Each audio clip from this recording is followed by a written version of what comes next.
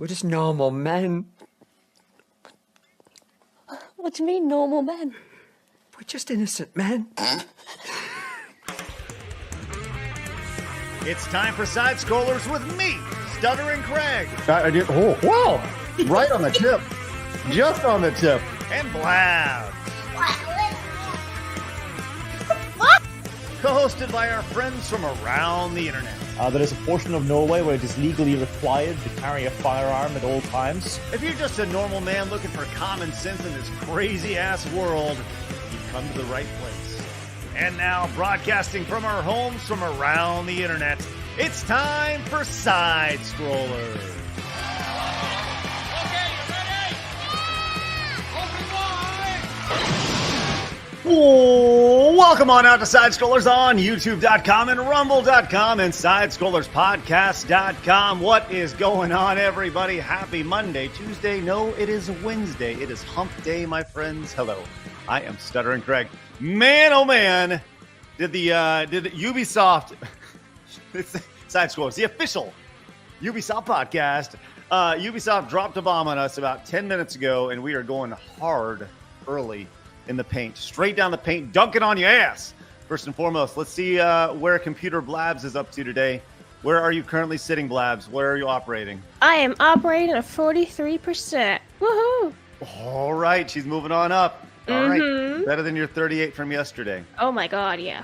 But still not presentable. Definitely not. I look like, no. Would you, like, maybe tomorrow just for, like, a split second? Because I want to see, like, even if you look horrible. You want to see me looking like shit? I don't think so. Come on. No, I have an image to preserve. I am a lady. I am a lady. Oh, Lord. Well, I'm glad at least you're here. And to hear you laughing, which is good. You don't sound so little, so tiny. So pathetic. So pathetic and sad. Right? Well, this is good. We're glad you're here, as always. Someone who also has a very distinct image to maintain all the way from the other side of the world. It's our boy, Arch. Arch, how are you, buddy? I am fine, thank you. And I don't need to worry about looking awful, because I usually do. Oh, okay. Well, Wow. it's not very nice of Always you, a Arch. dose of confidence there, Arch. Yeah, I'll tell you what, man. Well, how are you, bud? I'm just great. Happier now after having the Ubisoft news.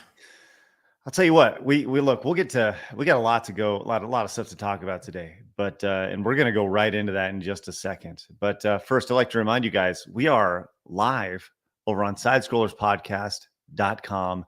In addition to here on YouTube, we want to invite you guys over there because today is the day, man. We got some good stuff happening over there.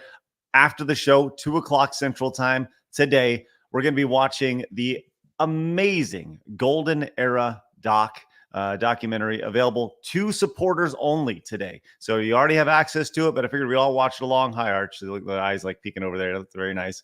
But if you're a supporter of the show, you can go over there and we'll watch Golden Era today. Once again, that documentary is all about the amazing GoldenEye 007 development. Those who have seen it have loved it, but we're going to be watching it together at 2:00 Central Time. If you'd like to support us over there, it's a great place to do it. Take $27 off if you use promo code GOLDEN, i.e. Golden Era, right? $27 off your annual membership. We have some other spectacular things coming down the line for our members over there. So head over to SideScrollersPodcast.com, become a member over there, support the show, and let's continue to grow.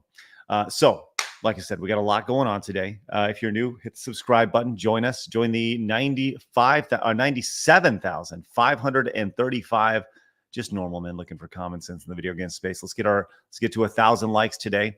And yeah, okay. Look, we'll get to today in video game history, Blabs. Do you want to do that first, or do you want to go straight into this big news? I wanted to go into it because today's actually a very good day. Okay, tell us what's going on, Blabs. What's today in gaming history? So September 25th, we have Alone in the Dark 2 releasing back in 1994. See, I told you had to start singing it.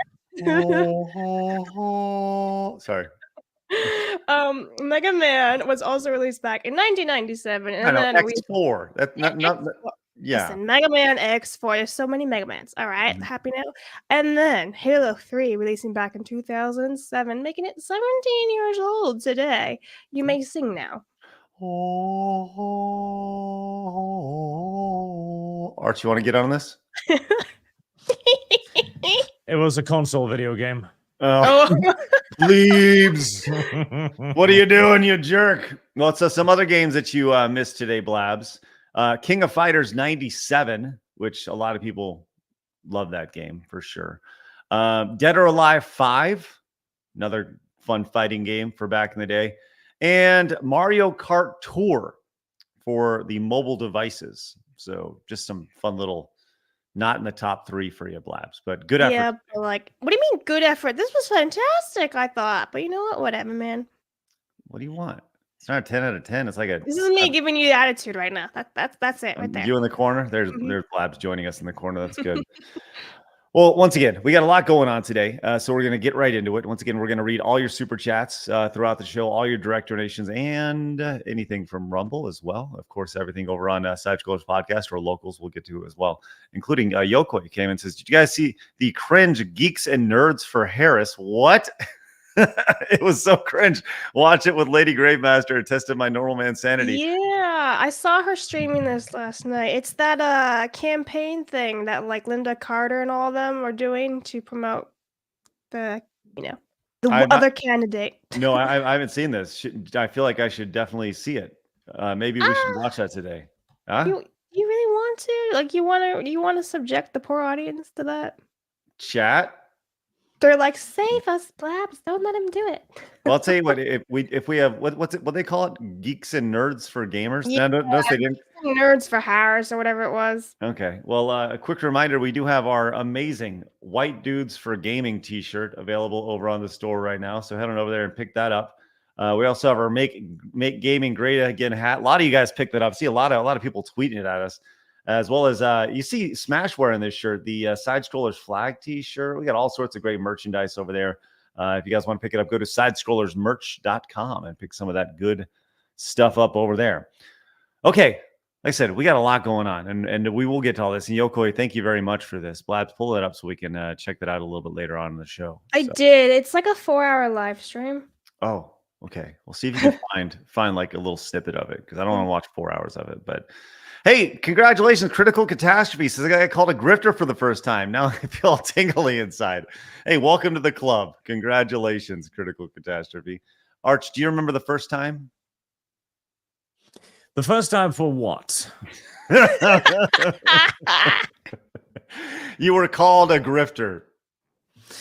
Oh, no. I skipped that phase. I went straight to being called a Nazi. Oh, okay. Yeah. I am above. At a certain point, you just pop on over. It's good. It's good. Yep. Hey, look at Margaret coming in. It says, I'm new to this channel and want to say hello. Margaret, what's Hi. going on? How are you? Great to see you. Well, welcome on in. We're here Monday through Friday at 11 a.m. Central Time. Now, full disclosure, next week we are taking our fall break, which is the first time we've done that. But we need to, because Blabs is going to Japan, and I need to stick my head out of the internet for a little bit. I need to recover a little sanity there. So next week we're taking a break, but we'll be back the week after that. But we are usually live Monday through Friday at 11 a.m. Central Time. By usually, I mean we are always live then. So Das Pooch says Mega Man X4 was an amazing entry on PlayStation 1. Soundtrack was amazing. Dubbing was predictably awful but funny. And Zero was great as the hard mode character. Let's go, Das Pooch. You know what you're talking about right there. Ankle Break AJ says, this Vince doc is insane. I watched all 6 episodes. What? You watched all 6 episodes already? It's been out for like 2 hours. How have you watched all 6 episodes? And they're an hour long each. I watched all 6 episodes, and as a wrestling fan, it didn't present anything new, but it was still an incredible watch. Thank you very much, Ankle Break AJ. Appreciate that. And finally, the Worthy One says, throw the ones in the air for the tribal chief, but just not for the tribal chief, but for the normal men. Throw it up, y'all. Let's see them number ones in the chat. Thank you very much, Worthy One. Appreciate that. And Shaker came in with the 199. Says, hail from Japan, you normal men. Been disconnected from the internet drama, and it feels so refreshing. Guess I'll catch up on it when I return next week. TGS is going to be awesome. It will be, Shaker. You're going to have a great time, but don't expect to see Ubisoft there. There's that. Have a great time, Shaker. It's going to be fun. Okay. Speaking of Tokyo Game Show, speaking of everything going on at Ubisoft, we have some breaking news to start the show. And I think it's important to preface this breaking news with a little bit of a rundown of how we got here. The breaking news is that Assassin's Creed Shadows has been delayed, and it's been delayed until February of next year, specifically Valentine's Day. Valentine's Day of 2025, you will be able to get your hands on Assassin's Creed Shadow. Why? Well, we know why, because the game is not ready right off the bat. And we're gonna skip the hard news intro and all that. We'll get to the hard news intro in a minute. But okay, so this is what started yesterday. We saw the news that Assassin's Creed Shadows was and specifically Ubisoft was not going to be at Tokyo Game Show. Then shortly after, there was a rumor that they said, hey, we're not going to do any reviews. You saw this from that Park Place. Assassin's Creed Shadow press reviews canceled, hinting at potential delay as Ubisoft pulls out of Tokyo Game Show. So, meaning they didn't feel comfortable in their game at all to actually put it in the hands of the press, the access media, which is shocking. So, Arch, did you see this yesterday when this was announced?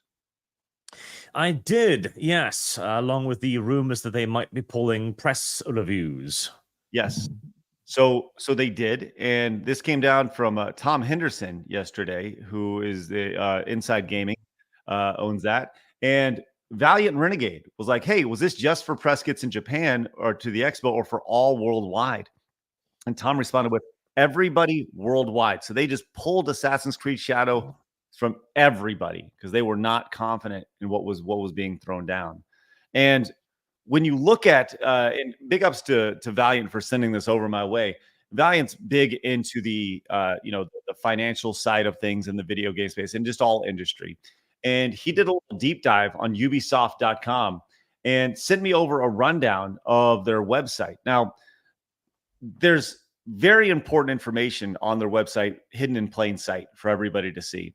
And what you saw here was when you look at their investor calendar, over on the right-hand side, they have this this calendar right here. And for some reason, it's not pulling up right here, but they have important dates. And one of those dates that's coming up is their investor call, which was going to take place on the 30th of October. Now, why is that important? Well, I'm glad you asked, Arch, because on 30 days prior to that investor call, you're not allowed to essentially, it's called like a quiet zone or quiet time or something, where you're not allowed to drop anything that could drastically affect the changes of your financial year, right? So leading up to this is 30 days away. 30 days away is September 30th. September 30th is just a few days away from us, which means between now and the 30th, we were going to find out if Assassin's Creed Shadow was delayed, which leads us to this morning, friends, because they have come out and said that Assassin's Creed Shadow is, in fact, delayed. This is courtesy of Dexerto, but you can also find it on many, many, many other outlets online. Blabs, should I make you read this again? Why do you hate me? Oh, I'm not going to make you read it. That's okay. But Thank you. but I will read this here. This came down. I'm going to make this nice and big so everybody can see it here.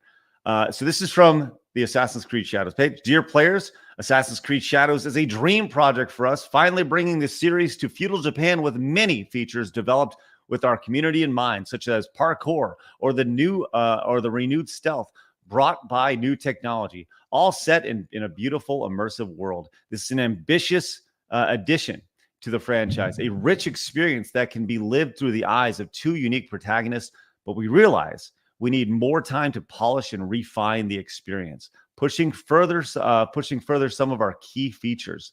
As such, we made the decision to postpone the release date to February 14th, 2025. The game will release on a broad range of platforms, including Steam at launch. Additionally, and this is insane, pre-orders will be refunded and all future pre-orders will be granted the first expansion for free.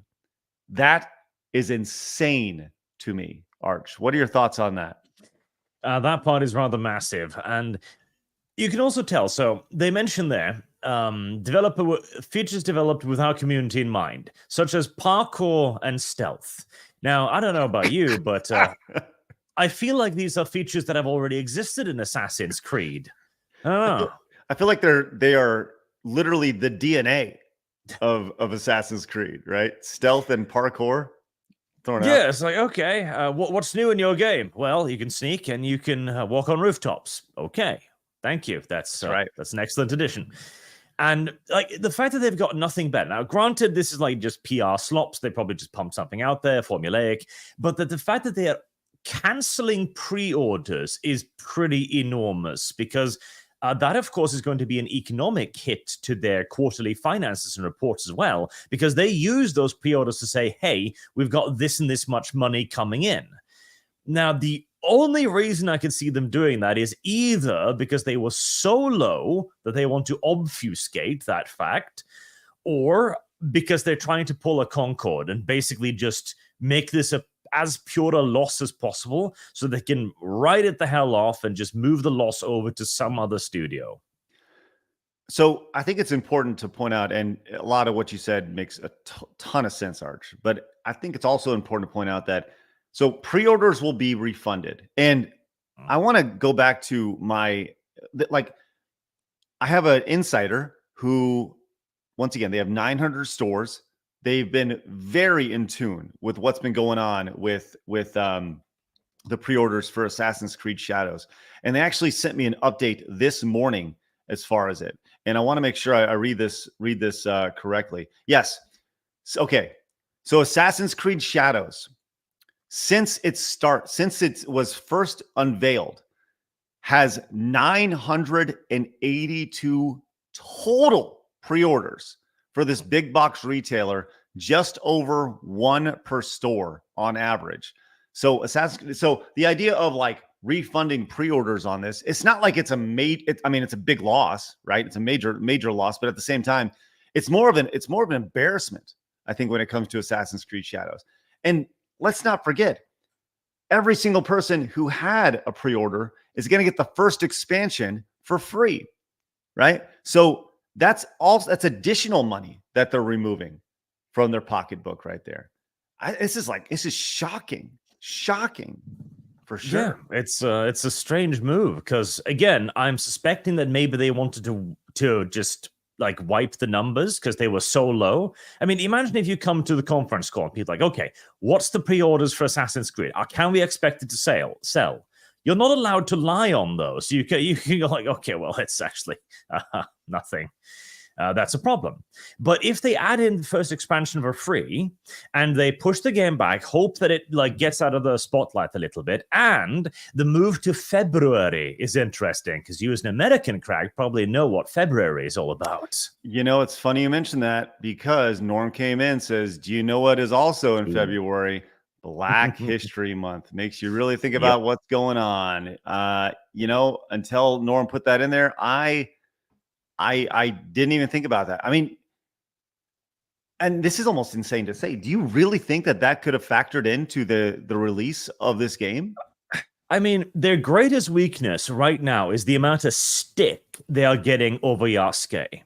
And so the only way they could run coverage for this is to put it at a point in time where they would have, somebody running defense. And in Black History Month, you're going to have a lot of normies who have no idea what video games is, that simply sees, oh, this video game has a black protagonist and is being attacked. Clearly, we must be on side.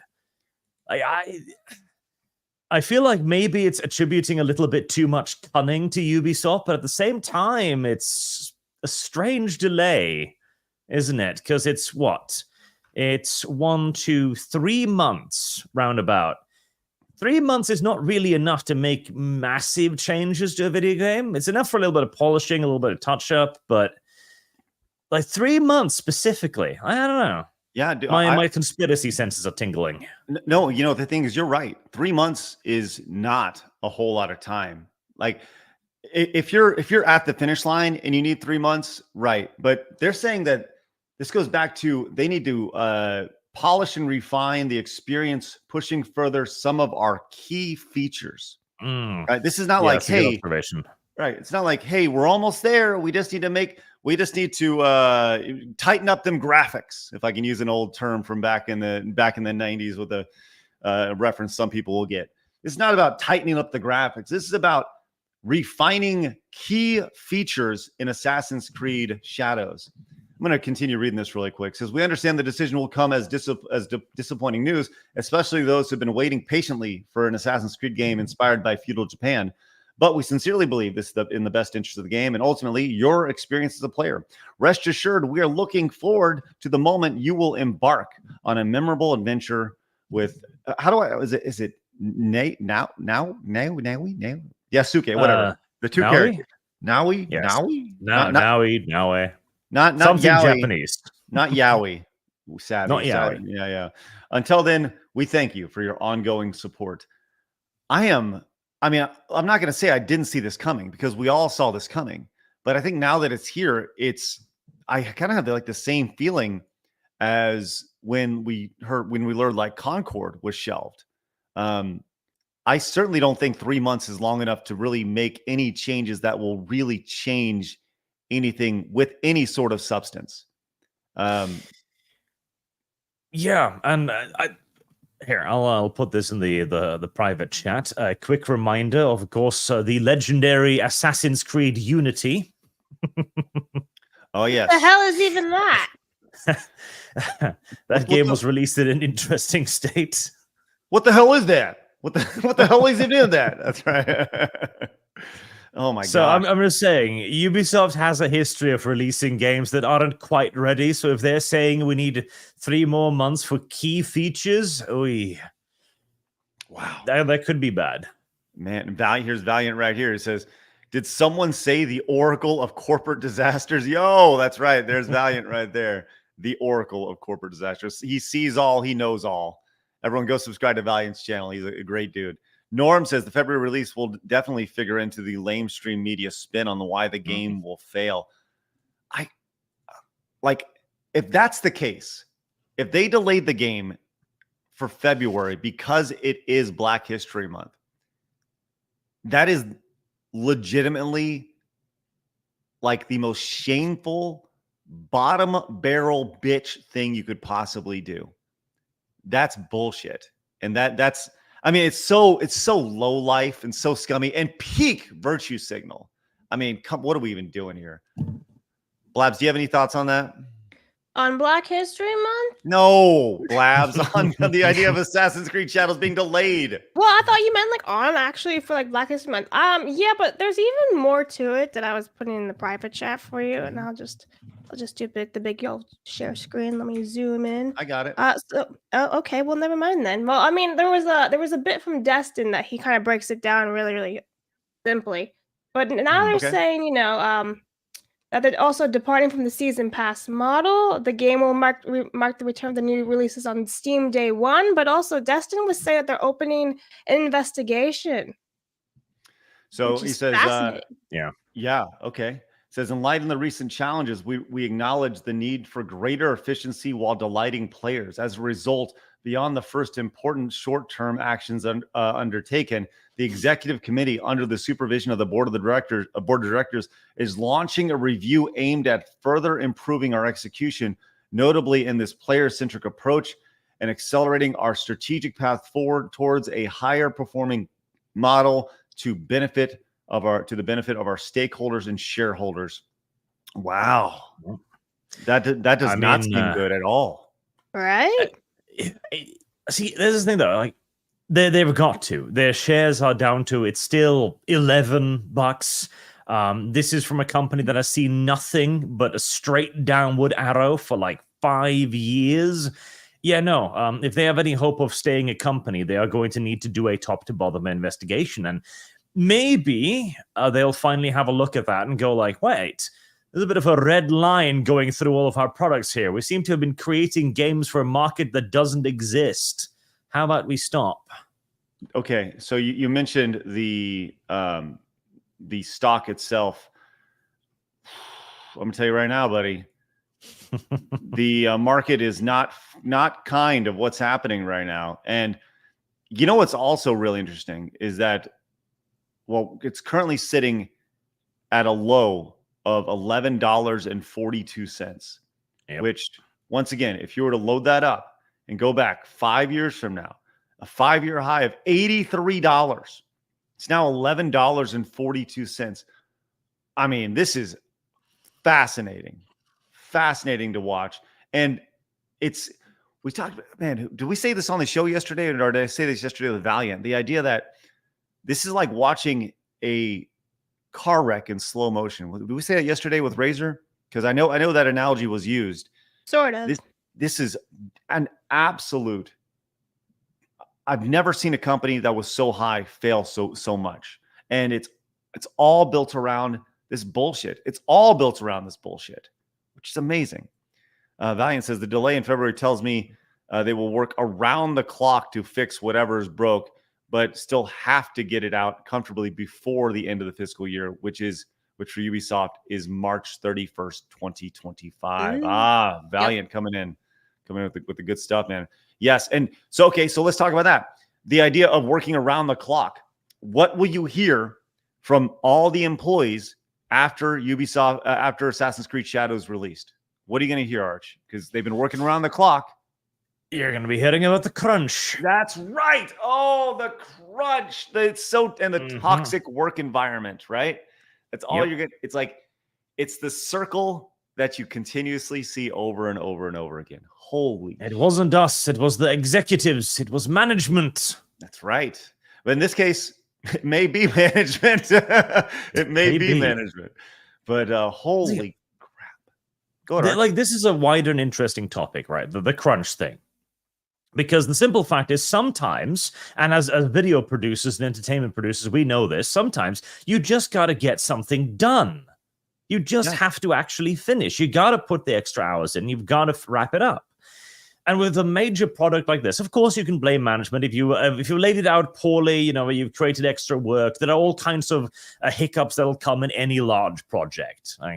That's the thing. If you plan out large project, add on 2 months because you're going to waste that much time. But this is every time now. It's like, oh, God, it's management. Like, Concord is complaining about this and how now people are, we're worried about our jobs.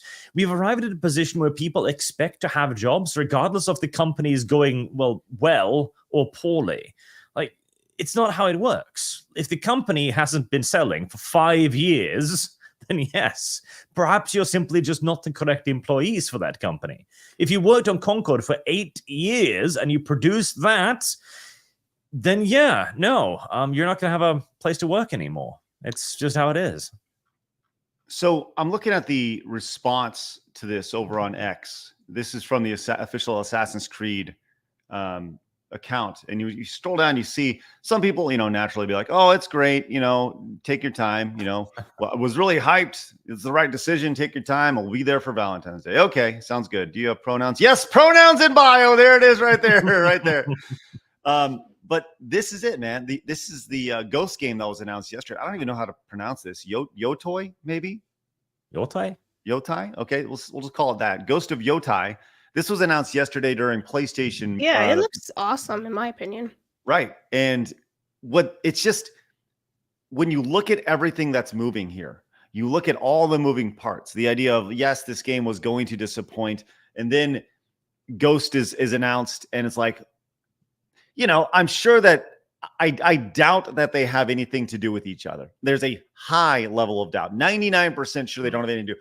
But there's 100% chance it looks like shit.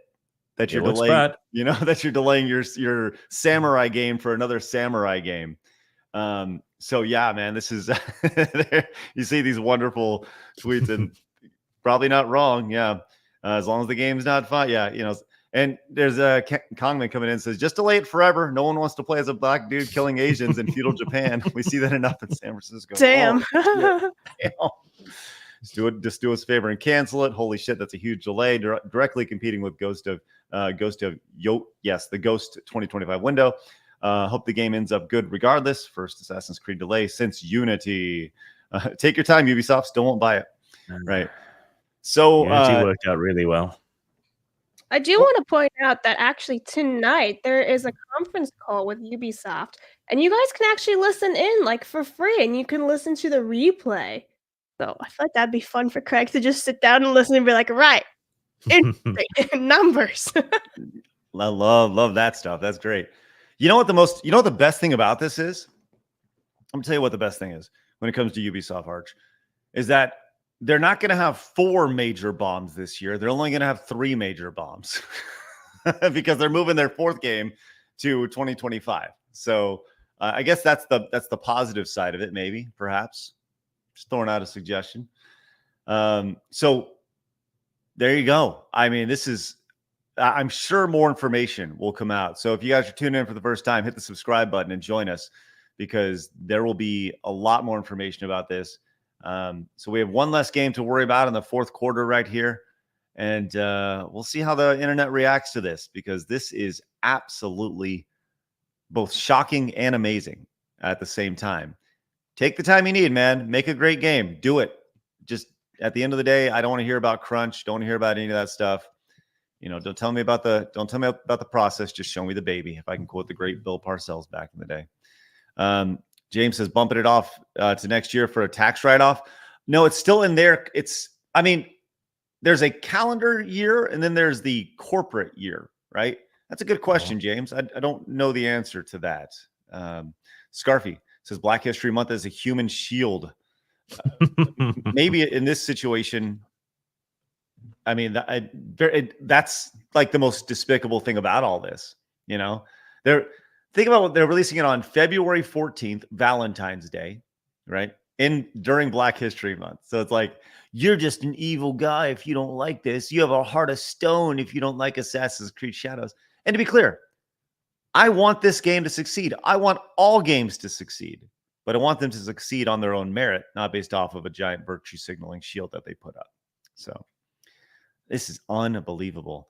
Cuban says Disney is doing the same with the new Cap movie in February. That's right. Forgot about that. Suna Solvish says, I thought Ubi said Assassin's Creed Shadow was about Japan. Hashtag sarcasm. That's right. Grilled Cheese Warlock says, I think Arch is right. Pre-orders were so low. This makes the C-suite look better than showing the numbers. Ooh, Arch. That's a good point, man. The idea of...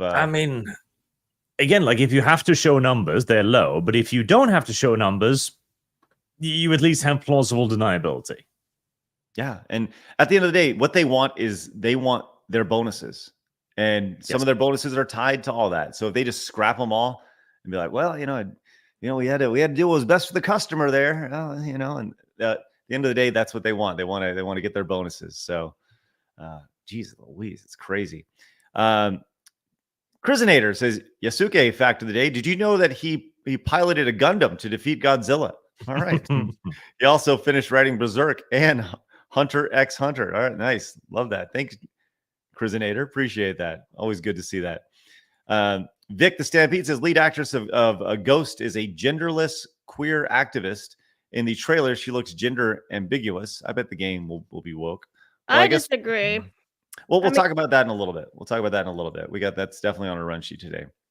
Jaleel Byer says Ghost of Yotei. What is it, Arch? Yotai. Ghost of Yotai might be okay. Let's not forget a lot of first-party Sony games had great first games, but their sequels were crap. Thanks, Jaleel. Appreciate that. And Marksman came in, says of 117B says, Arch, how do the cat people compared to the pony factions, or as you call them, the Nico Meow Meows? Also, this is for the Witcher Fund. How do cat people compare to pony factions?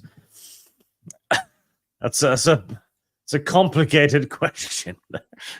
It's complicated, you see. We'll have to say that the cats are better than the ponies, I guess, just for commonality's sake. All right. Antihero says, Arch, do you have any plans for Orktober? I love those violent savages, especially commandos, since the idea of the last thing a guardsman hears is wah, whispered in his ear before getting chopped into bits is equally frightening and retarded. Got any plans for Orktober? Not this year. Too busy with everything else. But it is GW's little celebration of the orcs in October. I'm sure they thank God every day that they didn't decide to do it in February. That would have been unfortunate. Angry Salt Shaker came in with a $5 direct donation. Says, "Hail, Craig, Inquisitor Arch, and Blabs. Hope you get better soon. Arch, your latest video on 40K as being inherently right-wing was perfect. The way you explained the views on basic morality really brought into focus the why we must always gatekeep." Thank you, Angry Salt Shaker. Appreciate that. Yeah, I saw you get a new video out about that on the Archcast channel. Good stuff. It's a fascinating topic, the morality of all of that. What is this morality you speak of? Xenanthium came in, says with the 5, says, "Hail to the lore master. Love the work all three of you do, even if one is a mountain monkey." All right. Also, Arch, new DLC for Rogue Trader with a Dami Mommy assassin stream soon. Yep. I'll probably start playing that on Tuesday next week. Probably. All right. And Carlos came in with the 5, says, "When it's a failure, it's called crunch. When it's success, it's still called crunch. If your employees aren't happy with when it's success, it's still crunch if your employees aren't happy with the leads. When they like the leads or a small town or a small team, it's called a passion project." Jason Schreier's union lip is drooling. Yeah, that's true. The passion project. There was did you see Inside Out 2? Which came out a while ago. Enormous success. And it leaked the other day that they had specifically been trying to tone down the gay in that, which is interesting. Like, why was there gay in a story about a 13-year-old girl to begin with? But they complained about crunch, and it was an enormous success. Like, it actually probably saved Pixar as a studio. Right. Yes. And it...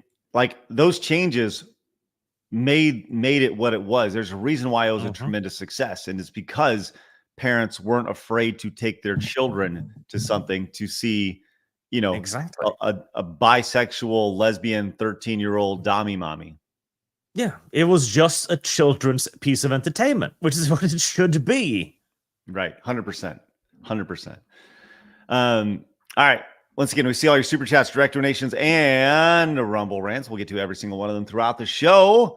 Thank you guys very much. Once again, coming up after the show at 2 o'clock, we're going to be doing an exclusive supporters-only stream over on sidescrollerspodcast.com. Head over there, become a member.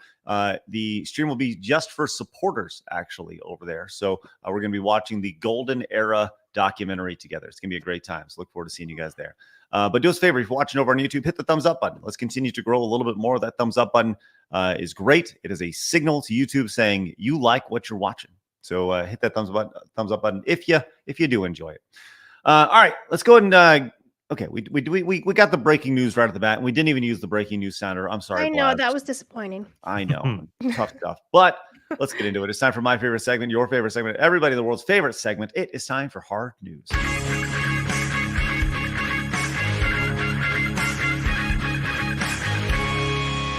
Hard news. All right, Arch. Keanu Reeves. This guy. I'll tell you what. Do you like Keanu Reeves, Arch? I do. Everything I've ever seen about him suggests that he's an incredibly nice guy. I wish they didn't use him as much in Cyberpunk 2077 because I think he was misused and his character was not well utilized there at all. But Keanu Reeves as a human being seems to be just one of the best people in Hollywood. He does seem like a dude you want to hang out with and just be bros with, And I think he'd be able to murder somebody if somebody gave you shit, I mean, he actually has done all of the training for his roles. Like, he put his back into that shit. He did, man. He put his back into that shit, Arch. You know it. Well, he is also voicing, I wonder if he put his back into the shit for the new Sonic 3 movie, which is coming very soon. He is playing the voice of Shadow the Hedgehog in it. So I gotta tell you too, Sonic has no right to be this cool. You've got Idris Elba as Knuckles and Keanu Reeves as Shadow. It's like, what the fuck is this? Right. It is I 100% agree. It does not need to be this cool. But did you see the first 2 Sonic films? I have. Yes, I've seen them. I thought they were pretty good. I really enjoyed them. Yeah, no, they are a perfectly fine piece of entertainment. And again, the redesign of Sonic to actually fit in with what people wanted from Sonic was an excellent move. And Jim Carrey as Eggman is just, oh, God, he's great. He's great. We need to see more Jim Carrey. We need to see more Jim Carrey as cartoon Jim Carrey, because that's Yes. the best Jim Carrey, right? When he plays over the top, crazy wacky guy, and that's who Dr. Robotnik is in this franchise, which is great. While still being like, he has his stoic moments, but allows Jim Carrey to do his little, whatever moves and his twerks and stuff. Anyways, so Keanu Reeves is playing Shadow in it, and look, this is a blatant promotional thing, but I actually like seeing these type of things where in the upcoming Shadow Sonic Cross Shadow Generations, it's getting a movie pack which allows you to play a Shadow in-game voiced by Keanu Reeves. So thoughts on being able to have Keanu Reeves' voice in a video game? I feel like it's going to give me nasty flashbacks of Johnny Silverhand, but at least he's a hedgehog this time, which is much better. Right. I think it's very rarely do you see the actor actually voice lines for the game in addition to the movie itself. I think that's pretty fun, unless they are taking lines from the movie themselves and then bringing them into the game. I don't know. I mean, you could probably, I don't know how large his role is, but if he's got a sizable role, you could probably, jury rig quite a few lines and transport them over. Or just use AI, right? Just going in with AI all the way. Yeah. All right. Blabs wanted to talk about this in her sweet. Oh yeah. Over there. we got this story here, and tell me why this is important, Blabs. It's not that important. I mean, listen, it's a video game character. He's coming to IRL Star Wars, live action. The end. Take what you will with it. I mean, everyone's always been wanting this to happen. And he's not a shitty character, so why not? But I feel like it's just going to become a shitty character. Yeah. Yay. Which game was Cal Kestis in? He was in the last 2 EA games, the Jedi ones, Survivor and Fallen Order. Jedi thingies, which that's interesting. So a white ginger as a character in a Star Wars project in the current year. Disney's single-handedly saving the gingers. They did it. They stopped racism. Congratulations. We did it, Joe. Way to go. That's right. Congratulations. Good for you, Internet. I love to see that. We did it, Joe. All right. Good for everybody. Good for Disney. Well, be on the lookout for it. It's not a movie. It's a Disney Plus project. Yeah, so for all we know, it could be like The Mandalorian or something like that. Maybe it's just a cameo, or maybe it's a standalone thing. Who knows? Interesting stuff. I guess those hardcore Star Wars fans, we'll see what they have to say about it. Yeah, I mean, like I said, he's not the worst character in the world, so but I don't see how they can improve. Well, he's not the worst character. That's where we're at now. Okay.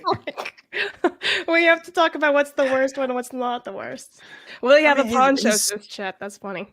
His storyline was like, okay, it's like, I want to rebuild the Jedi, and then the future goes like, no, you can't do that. Why? Because the future is already set. Okay, so, well, I guess I just wasted an entire video game, but beyond that. Yeah, it wasn't the greatest. It wasn't the worst. I only played the first one, so I can't talk about the second one, but from what I've seen and then the launch, it's like, well, okay. It was no Jedi Academy, but it also wasn't trash, so take what you can get these days with Star Wars. Shout out EA Games for giving us, 4 games in like 10 decades. All right. We have a major theft in the world of Pokemon today, as a rare Umbreon Pokemon card worth $1,200 was stolen from a shop in broad daylight. How will we ever recover? And I got to be honest, not surprised. Why would I be surprised that somebody went in and stole a $1,200 Pokemon card? This is according to pricecharting.com, at least the value of it. So, Blabs, you wanted to talk about this? I mean, I think it's sad whenever somebody steals somebody's card. I don't know, that the collector nerd in me is like, how could you bastards? But yeah, I like chat saying that it's prepare for trouble and make it double. Who stole it? I'm trying to find out to see where this was stolen. If it was in California, because if it's in California, they just like give it to them. They're like, oh, okay, you can have it. It's fine. Yeah, isn't it like below the threshold? Isn't it like $1,500 and then it's fine? I think it's $900. $900, I think was the threshold. But yes, it's been stolen. I can't find where exactly it was at. Yeah, but, I think they're trying to keep it like under the radar. Like it's a one-man. Yeah, it's a one-man shop. It has 2 people come in. It says, but it has 2 people come in 2 days a week in this place who are friends of his regarding the. Okay, so yeah, it's just like the guy was just hanging out. A little store, and it's yeah, sad day. $1,200 can make or break a store like that, right? Which, yeah, tough stuff. Well, $1,200 certainly can't make or break Sony. They had their big state of play yesterday. And Blabs, I know you said you watched a little bit of it yesterday. Yeah, I watched about like half, I think. Yeah. Arch, did you see any of that yesterday, the state of play? I did not, no. Okay, well, let me give you a brief rundown, and everybody, if you're just tuning in, hey, I'm glad you're here. Here's a quick rundown. We'll get Arch and Blab's first reactions. So thanks to Wario64 over on X for their nice little wrap up here. So Astrobot, you see they got some new levels and some new bots, which is fun. It's all speed running stuff. And I'll tell you what, Astrobot, like for me, and this is going to sound really stupid. It's not a system seller for me as somebody who loves platform games, but Astrobot, it looks adorable. Oh man, does it look fun. God, does it look fun. And everybody I know that's played it said it's a phenomenal game. Yeah. Like Extra Zero says this is his game of the year so far. Same with Flash. Yellow Flash said it was his game of the year so far. Mm-hmm. Arch, you into 3D platformers like this? No.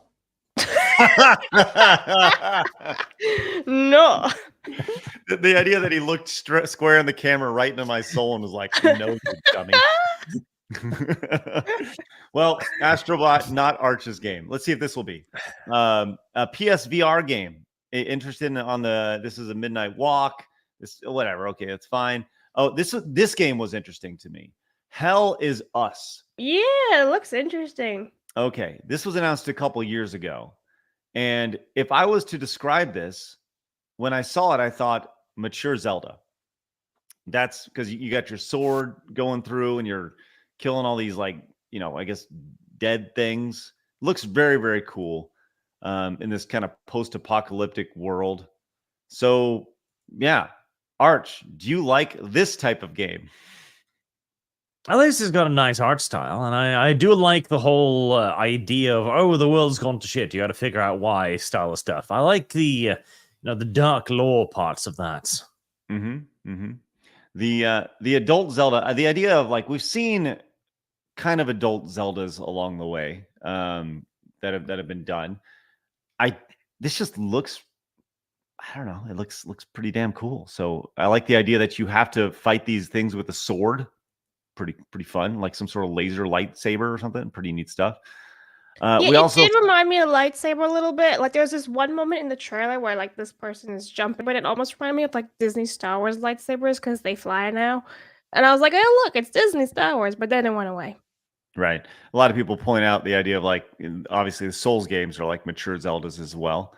Yeah, for sure. I definitely see that. We got the Metro Awakening for the PSVR. Who cares? This thing we got. Oh, this was kind of interesting. Pow World coming to the PlayStation 5, which I thought that was really cool. Given the idea that they're getting sued by Nintendo, and then the next day they announced they're going to Sony. I mean, this has obviously been in the works for a long time, and I'm sure they had conversations about what that looks like. Hey, Arch, do you like Pow World? Do I own it? He's actually really good, guys. He's probably like a master. Because I think I heard the other day as well, to add to this, that Power World was dropped from the Tokyo Games Show. Yes, correct. Yes, it was. That is correct. Okay, because Power World is in the middle of quite a bit of controversy now, because one has to wonder if the greasy hand of Nintendo might have something to do with that.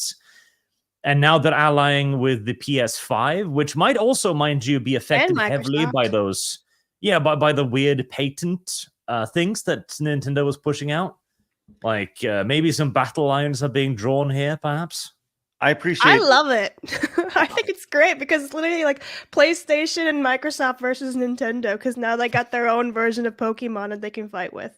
I love that you said the greasy hand of Nintendo. I just think it's hilarious. What a great descriptor right there. So that's out today. You can go pick up Pal World literally right now. So go do that. This was interesting for a lot of retro game lovers. Lunar Remaster Collection. Are you familiar with Lunar at all? Arch? Not in the slightest. So this was a game I want to say was. I know there was one on the Super Nintendo. I think it really came to prominence on the PlayStation, but they remastered the games. They look pretty, and I saw a lot of like classic people kind of freaking out about that. So that's coming up next year. Maybe it'll line up just in time for the release of Assassin's Creed Shadows. We'll see.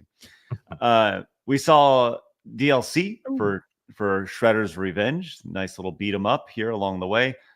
They talk about the number of different musicians that have been added for remixes of the music. Jake Kaufman, he goes by Vert. You've definitely heard his stuff. Anamanaguchi. These are some pretty amazing musicians in the video game space that are lending their music to Shredder's Revenge. In addition to a couple new characters that you can play as. So good stuff. Yeah. Did you play any Shredder's Revenge, Arch? I did, because like everybody else, I had fond memories of the Super Nintendo game of this, which was amazing. I think Turtles in Time. Turtles in Time, yes. Yes. I think that there is definitely it's worth having the discussion that I think Shredder's Revenge may be better than Turtles in Time. And I think if people remove their nostalgia from it, they may actually realize that Shredder's Revenge is an objectively better game. But nostalgia is a very powerful thing, man. If you were to rank the top 10 TMNT games, I mean, Shredder's Revenge would definitely be up there, man. Would definitely be up there. So, and Arch, what the hell are you doing playing Turtles in Time? That's a console game. Yep, that's the one console I had, the Super Nintendo back in the day. Good for you. Good for you, Arch. Good for Craig's you. like, there's hope for him after all. Right. So there's a bright lay. There's one single ray of sunlight hitting Arch's cold, dead PC gaming heart. Here's the Sonic movie pack we talked about. We saw this and Dragon Age: The Veilguard. Yep. Okay. Veilguard. They had this Alan Wake. Oh, go ahead. Yes, sir. I've got a bit of a Origins. Dragon Age Origins is like one of my favorite RPGs. So I played it like 5 or 6 goddamn times. It's an excellent game. And since then, Dragon Age as a series has just not been given a break. It's just been downgrade after downgrade after downgrade. And Veilguard looks like just the final insult, really. Like, I don't know. It's like after being violently assaulted and gang raped in an alley, somebody drops a $5 bill next to you.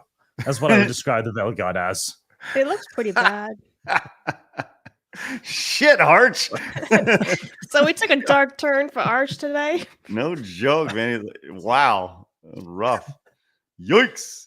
And then leave it saying, keep the change, you filthy animal, after you're done. Jesus Christ. Yeah, pretty much. My gosh. As the chat loves your description. Very lovely. We saw this Assassin's Creed 2, not Assassin's Creed, Alan Wake 2 expansion, The Lake House. I was watching the chat as this was being announced, and some people were excited, some people weren't. It kind of is what it is. Saw Hitman PSVR 2 released. Now, Hitman as a VR game, pretty fun. There's some guys getting stabbed in the neck stabbed in the head by needles and stuff in the trailer. It was pretty intense for sure, and you're doing it through VR. We talked about this briefly yesterday. The Legacy of Kain Soul Reaver 1 and 2 remaster. This was leaked beforehand, and this was very well received, I think, by a lot of people. We talked to Razor yesterday. He loved this idea. I said I'd definitely be picking it up. One of the best story-driven games from that era. is back at it. There has been some controversy about this game. The kind of remake nature of some of the different things in it. We've seen there's a statue in particular that people have kind of honed in on. And let me see if I can find that really quick. There's a statue that people are like, I've seen it, but I think honestly, everyone's looking much too into it. I think it's just very, very chunky details. Like the entire remaster just looks chunky in comparison. okay, so I got to be honest. I felt similar to you. I was like, I don't really understand what the big deal is, right? When I first saw it, and I'll pull this up right here. So this is the statue that people are like really keying in on right here. And this is the one on the left is the original game. The one on the right is the new game. And they're saying that they're making it look very mannish, this androgynous, right? And I agreed with everything that you're saying until this was pointed out, Blabs. Look at the hips. Look at the hips. Yeah, no, everything just looks chunky. That's what I'm saying. Still, just everything is just chunky. Everything textured twice as thick. Everything is just fat.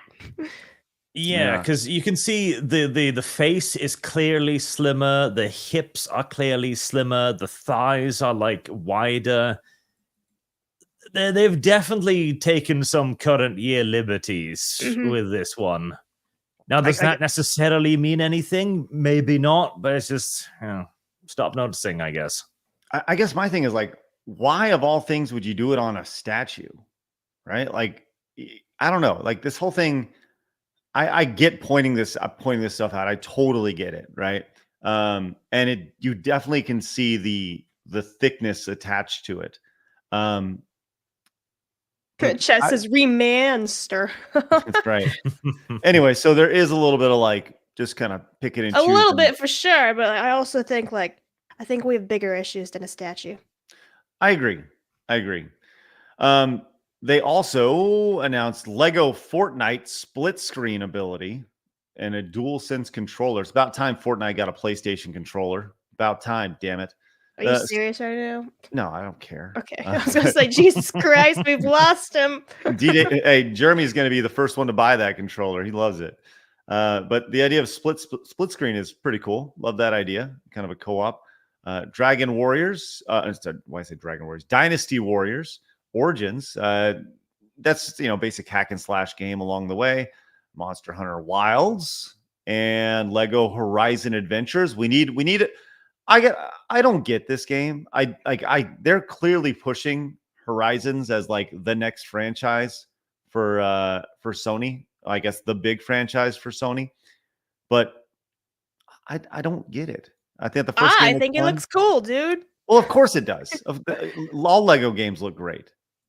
They're super fun and exciting, but why Horizons? That's what I keep going back to. Why Horizons? Is it because they're getting the remaster also? So it's like an extra bonus promo. They sure are. And Look at that right it's there. kind of the only thing Sony has right now. Like, what else does Sony really have? Astrobot. That's what they got. We also saw a Stellar Blade update, which people were like, "What?" When you saw Nier Autonoma DLC, so you can. That's pretty interesting to say the least. People are like, "Whoa, a little crossover right there." PlayStation October, Dino Crisis is mentioned in the classic catalog, which a lot of people love. Dino Crisis back in the day, so that should be good. Legacy of Kain, right there. So. Good stuff along the way, and they announced some of that nonsense. Then they finished with here's all the enhanced games for the PlayStation 5, and then they finished with the new Ghost game that we just talked about, and that's been a little bit more. I mean, the game itself, I wouldn't say there's been a whole lot of controversy associated with it. Some people are like, "Oh, you're playing as a woman." Okay, fine, that's cool. I think it looks awesome, actually. I agree. I've not seen the first one, but I have the first one like on my wish list on Steam because the director's cut's out now. Yep. It looks cool. Like, I don't know, at the very end, does like she team up with the wolf or the wolf like teams up with her? I don't really know, but I'm down for it. It looks cool. I don't really see the big issues. Women and canines. Yeah. Women and canines. Well, so I there's get the voice actress. I understand like the voice actress is a huge piece of shit, but if like there's nothing actually in the game, about whatever her ideas are, right? Then what's the problem, right? She's just doing her job. Leave it at that. Well, in theory, okay, and we'll get into that in just a second. We'll get into the ghost of what is it again? Arch, how do you say it? Ghost of Yotai. I would wager. All right, sounds good. We'll try that. We'll get to that in just a second. But first, Ian came in with 10 gifted memberships. Let's go, Ian. If you guys got gifted membership, make sure you say thank you. Consider paying it forward. Greatly appreciate that. Great place to be a member over at sidescrollerspodcast.com. Thank you very much, Ian, for your support over here on YouTube, though. We really appreciate that. Gushim came in with the €5 money. Says there are very few females in the Soul Reaver game, so they change whatever they could. Also, Blabs, stop giving them an inch. What am I giving them an inch of? Seriously, bro, chill. They'll take them. Give them an inch, they'll take a mile. Shake Val says, in terms of human and female Pokemon breeding, thanks, Shake Val. Appreciate that.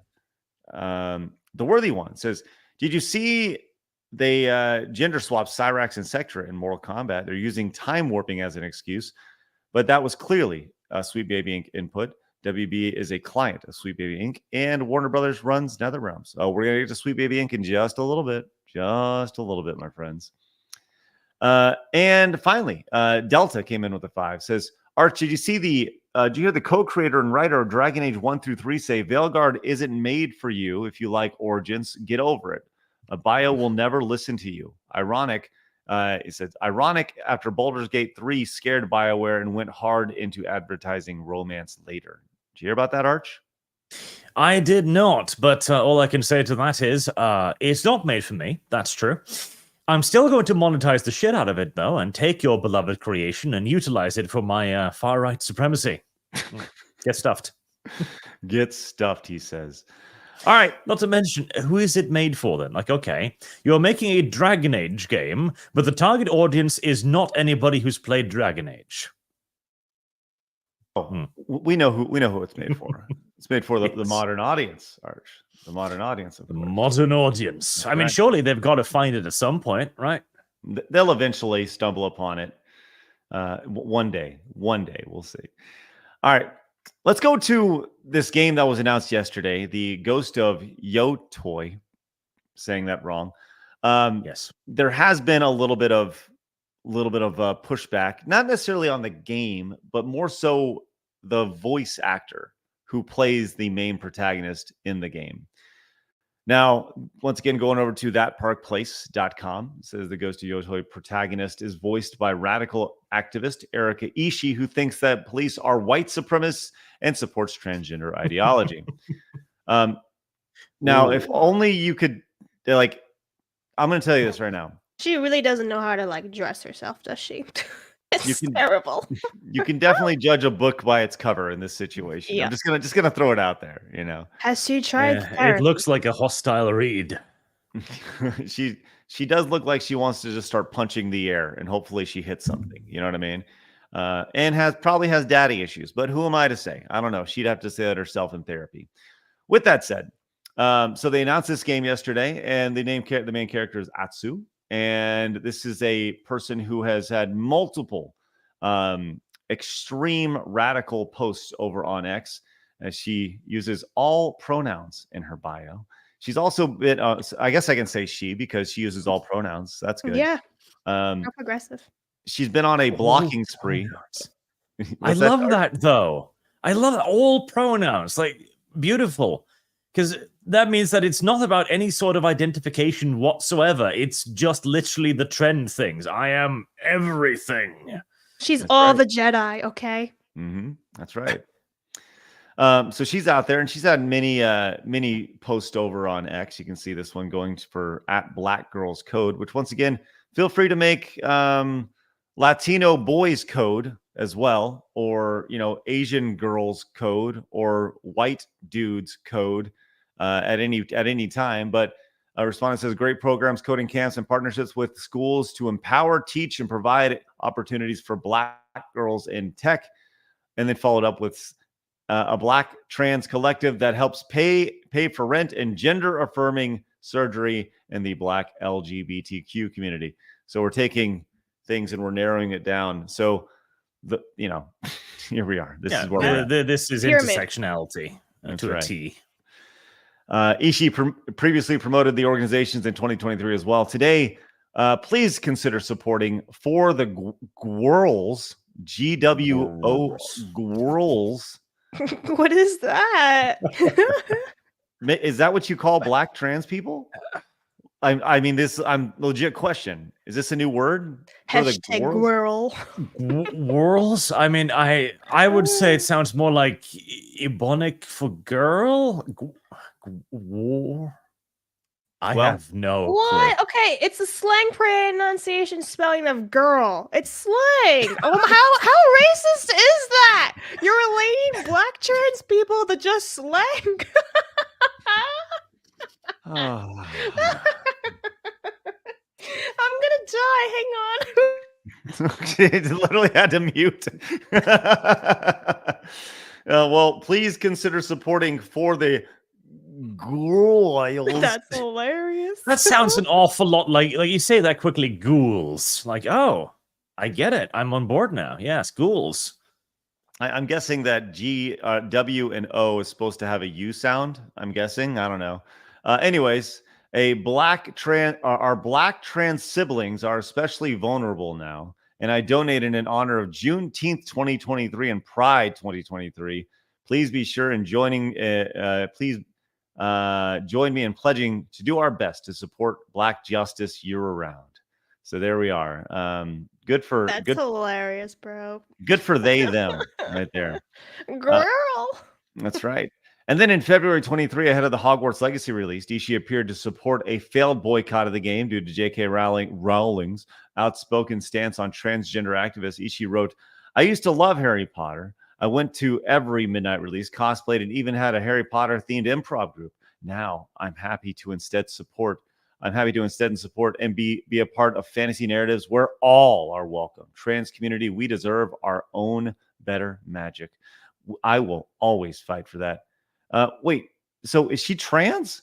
Because is this like legit question? Is she a part of the trans community? She probably considers herself a trans ally. Okay. I mean, how can she be involved in that if she's not a Goyle? Sorry. I have no idea. I mean, she's not even black, is she?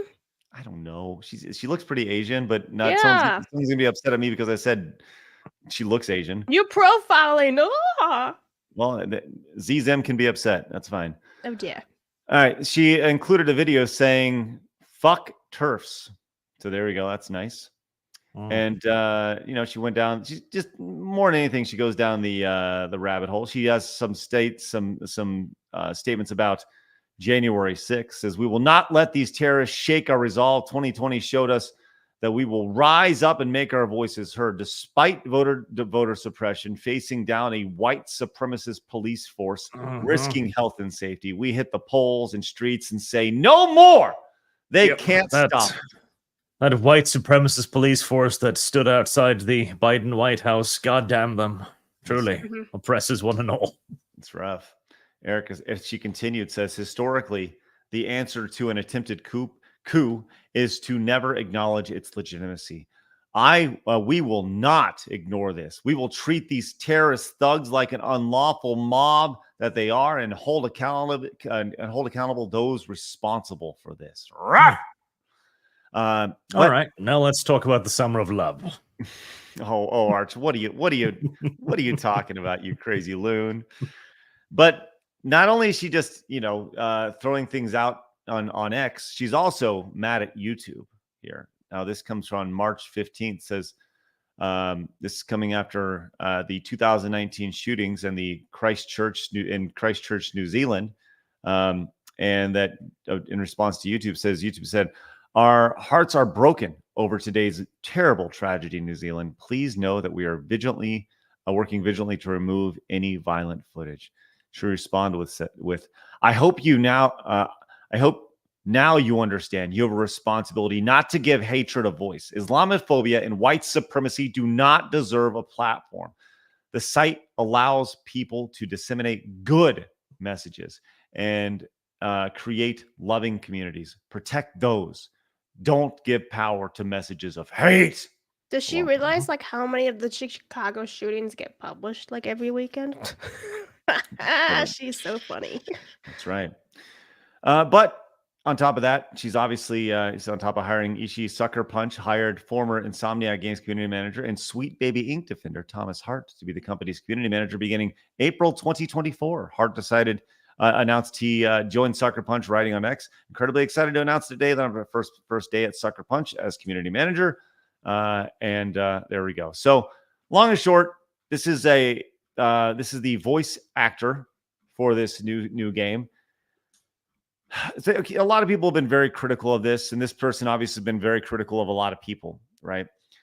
And I've said this many times. I don't care what people believe as long as it's not put into their final product, right? And Blabs, I think you're on the same wavelength when it comes to that. Yep, 100%. Like I said, all I saw was the trailer yesterday. I knew nothing about the actress until this morning, and I still stand by the trailer. Looks cool. That's all there is to it. I didn't see anything of like some type of like estrogen-filled trailer or anything. She just happened to be a woman. There was nothing like I'm a man. None of that stuff. It was just a chick. Right. Now, I understand people who want to save their money, who are like, I don't want to support this. Totally get it. With your wallet. Yeah, absolutely. If you don't want to support this person, totally get it. Because of their ideology, because of their involvement in this game. With that said, I have news for you.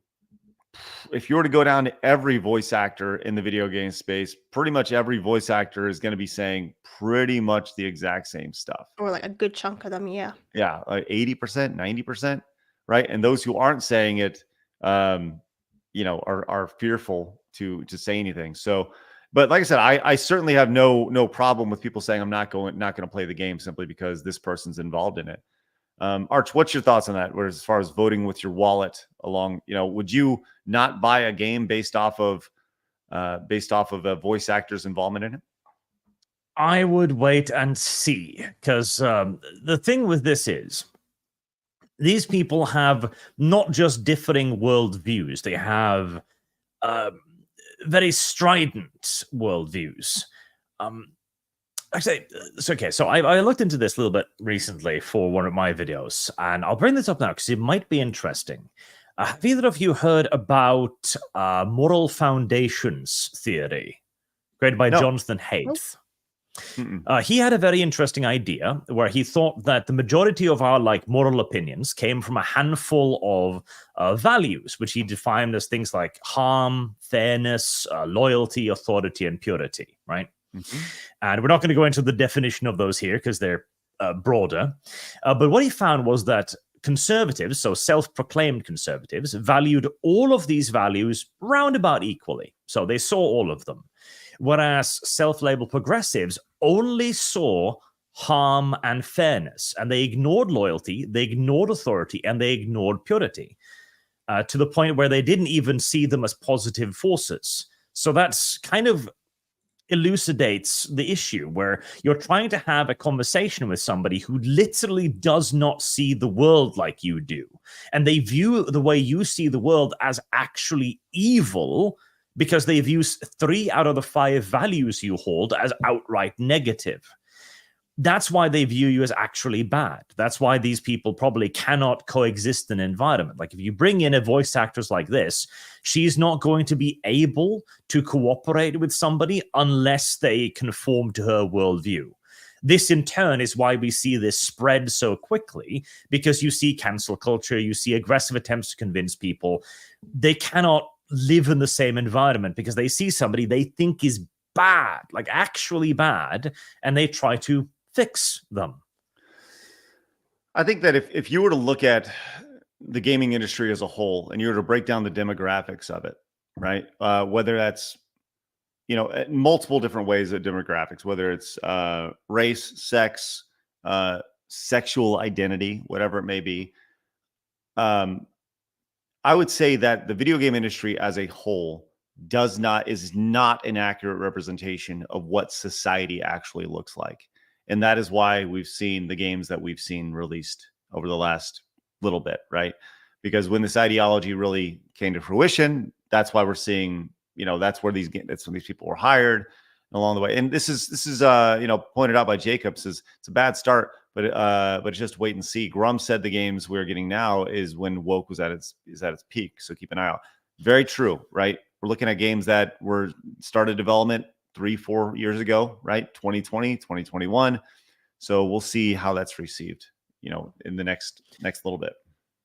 And it might not affect it. There is the possibility, because the reason why this wasn't a problem early on in games development, like the 2000s, etc., was because of our idea of basically enforced neutrality, the tyranny of neutrality, where it was considered taboo to bring up matters of religion or politics because everybody knew it was divisive. Don't talk politics or religion at the gaming table. Like, okay, simple. And then everybody got along. But that rule has sadly disappeared. God damn it, I want a name came into the 10, says this Erica Ishii chick is trying for the Rachel Ziegler approach. I see. It's a bold strategy, Cotton. Let's see if it pays off for her. That's right. And John came in with the 10, says better watch out for her in case the orange man wins. She sounds like a loon. Right. Thanks, John. Appreciate that. Bonesaw is ready. He says the ghost of Yotoi actress looks like a Teletubby that did lesbian porn. Jesus Christ, that's oddly specific. And people wonder why. I can see it. People wonder why is more gatekeeping in the 40K space. Thank you, Bonesaw. Appreciate that. I'm glad you're ready. Also, now I have to ask, because I've heard it multiple times now. What is the obsession with introducing an extra O in Yotoi? Yotai. I don't know. Yote. I don't know. I don't speak that crazy Japanese speaking language, or so I don't know. Yote. How do you say Toyota? Toy, Toyota. Okay. Yeah, Toyota. I don't know. I don't know the proper pronunciation on all this stuff. So it sound like them damn Americans speaking. Sujad came in and says Ghost of Yote is going to be woke Witcher. Thank you, Sujad. Appreciate that. Might be. Soul Yeah, Silver. it might be. Not be. Honestly, people like losing their heads over a trailer that we saw for 2 minutes. It's a bit much, guys. Like they're gonna see us and think that we're totally unhinged because we just can't focus. Well, yeah, Might be. naturally. Soul Silver came and says, "I'll wait and see if there is an advice that I will give to SP to make Ghost of Yokoi to work. Don't let the lead voice actor talk or have an interview." Oh yes. There's a big thing. Because again, remember, she thinks she's not just right. She thinks she has a moral duty to explain to you why she's right. If you put her in front of the camera, she will tell you. Right. I think that's the best advice you can give. Now, just shut up. Nobody wants to hear what you have to say. Just read the lines on the script. That's all you got to do. Make some grunting noises, whatever. And that's all people need to hear. And then read the lines on the script. Don't put anything about your ideology in there. It doesn't matter. You are used for your vocal cords and your voice. That is it. Not for your political opinions. That's it. That's all she has to do.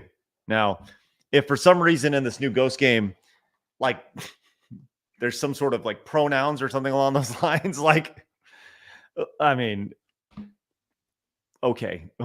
That's where things kind of hit the fan. It's nuts. Norm came into the 10 and says, please read in the most intense voice. Please buy Horizon. Please buy Horizon. Please buy Horizon.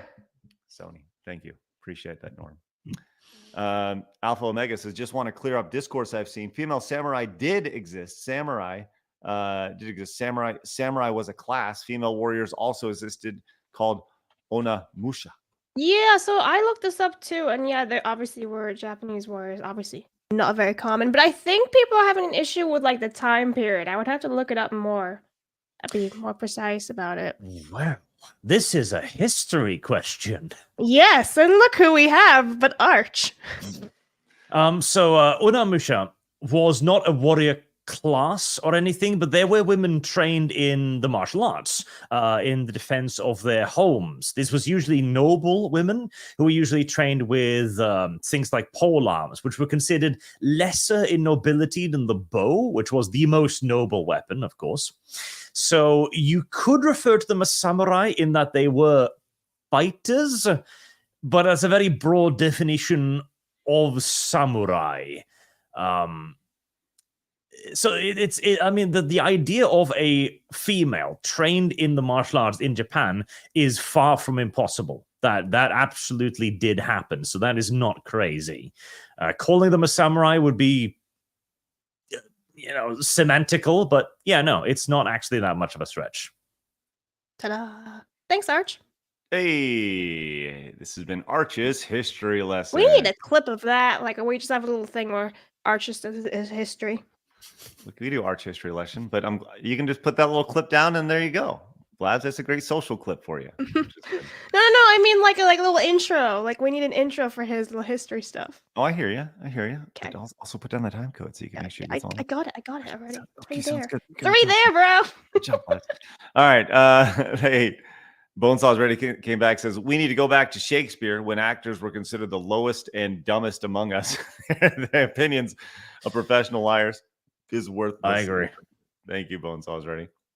Sir Cool says, Sony having big fingers in this, saying they'll make Ghost be a franchise based off this sequel movie/TV after also red flags. Sony is woke as fuck.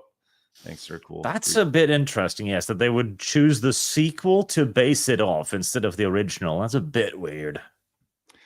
The Grateful Gamer says, I wish I had your naivete, Blabs. Okay. Gusium says, they were home guardians rather than samurai. Yes. Michael says, honestly, I want an Infamous game. What happened to that IP? Oh, it failed. Yes. I think they made a second one and it didn't do very well, right? And they shelved it. I think that's the wasn't it also wasn't there a rumor that Concord had killed not Infamous, but the one where you play like a monster kind of guy? Oh yeah, there Infamous came out, and then there was the other one that came out right at the exact same time. I know the game you're talking about. Yeah, because you play a dude and you had like a parasite and like monster arms and claws and shit. Prototype. Chad is right. Prototype. Yeah. Yeah, because I enjoyed those games immensely. It's like GTA but with crazier stuff. Chat, you guys are honest today. You guys are a great fourth seat in the show today. Great stuff. Paladin says, look at how much happier and better she looked pre-wokeism. She looked so much better in that Harry Potter cosplay than she does now. It's true. Oh. The article was showing like her dressing up as Hermione Granger. It's like, damn, bro, what happened to you? She took the same drugs as Alyssa Mercante. She caught the disease. She caught the disease. Healthy soul tends to reflect in a healthy outer. Mm-hmm. Well, let's continue on. Once again, we see all your super chats, direct donations, Rumble rants. We'll get to all of them. But first, let's go to our final story of the day. And this one is nuts, man. We have talked about Sweet Baby Inc. a lot, just like most people in our space. Look, they're not the only thing wrong with the problem, but they are definitely a point to look to as the problem in the video game space, right? This idea of forced diversity, injecting ideology into video games for the better good, right? When in reality, people just want fun games. That's it. That's all they want, just fun games. But this was interesting here, as this was discovered as a Sweet Baby Inc. employee admits their goal is to burn the game industry to the ground. Now, who is this person? This is Cameron Wild. Now, who's Cameron Wild? I don't know, but I guarantee this is not their real name. Is that a dude? I'm glad you asked. Non-binary. That's right, non-binary. Along the way, and they did and you can see Cameron Wild's name is right here as a writer in Suicide Squad: Kill the Justice League. Remember that smashing success we saw earlier this year? I mean, that one that lost $200 million. Shut up, Blabs. You bigot. It's ridiculous. Well, as we continue down, says they put together a presentation. Them put together a presentation called "How to Get Away with Murder: Subverting Genre Expectations" at the Game Developer of Color Expo. Now, we do have a Game Developers Conference, which we've talked about that at length, right? The Game Developers Conference, but now we have a Game Developers of Color Expo, and Kirsha actually brought this up. Now, Kirsha will be joining us tomorrow on the show. Very excited to have Kirsha joining us again. But Wild introduced themselves as a narrative designer and sensitivity reader with a company called Sweet Baby Inc. Now, Wild has worked on the Tales of Kenzaria game, which failed. Suicide Squad, Kill the Justice League, which failed. Alan Wake 2, which has not made money back. The Crew Motorfest. I don't know how you write a narrative design in that. And God of War Ragnarok as well. So they then declared the stories we tell each other are way more than entertainment. They are how we create debate and preserve our collective values and beliefs. And we can and should make better and more expansive, more representational content. Now, this is a pretty long video. It's 28 minutes long as this person kind of goes through. But Kirsha has done a very good job of highlighting some of the things along the way here. But and we'll get to that in just a second. But this is a slide early on. It says, then what am I doing here? And you can see the 3 bullet points. Says, we want cooler stories. We want a safer world. And burning the games industry to the ground. This is their words, not mine. So for me, this is one of those situations where when somebody tells you what they are, you listen to them.